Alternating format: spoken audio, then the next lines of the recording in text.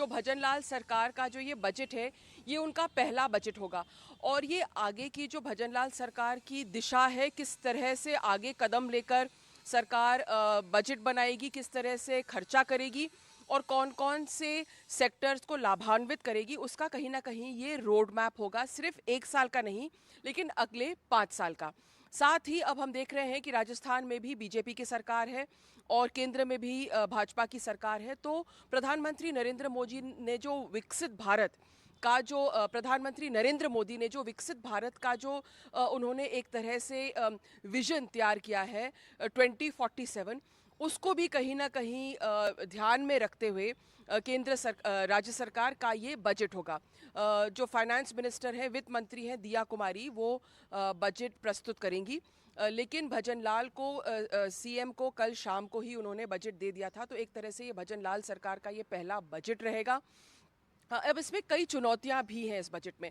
राजस्थान को central taxes का करीब 70,000 से ज़्यादा करोड़ का एलोकेशन मिला है, लेकिन राजस्थान के सामने जो सबसे बड़ी चुनौती है वो है डेट की।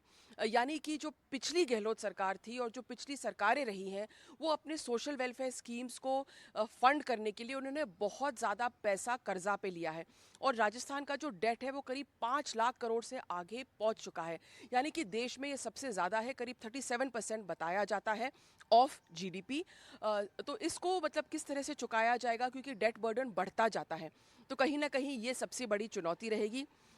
साथ ही जो सोशल वेलफेयर स्कीम्स हैं वो कितनी चालू रहेंगी और कहाँ कहाँ कुछ बंद होएंगी, ये देखना भी आगे होगा। क्योंकि आप जानते हैं कि जो अशोक गहलोत की लोक लुभावनी जो मोबाइल स्कीम थी, उसको पहले ही सरकार ने बंद कर दिया था। साथ ही दूसरे स्कीम्स भी हैं, जैसे हेल्थ इंफ्रास्ट्रक्चर वाली स्कीम है, हेल्थ इंश्योरेंस बताया जा रहा है कि जो भजनलाल सरकार है वो उसमें और एलोकेशन कर सकती है। फ्री बिजली की भी स्कीम थी, अब इसको किस तरह से सरकार आगे लेके चलेगी। पावर मंत्री ने बताया है, ऊर्जा मंत्री ने बताया है कि हो सकता है इसको सोलर रूफटॉप में कन्वर्ट करके उसे आगे लिया जाएगा। तो कहीं ना कहीं राजनीति और राजनीतिक मैसेज को ध्यान में रखते हुए, साथ साथ अर्थव्यवस्था बिगड़े नहीं, इस सब को लेकर अगले 5 साल का ये बजट आज वित्त मंत्री दिया कुमारी प्रस्तुत करने जा रही हैं।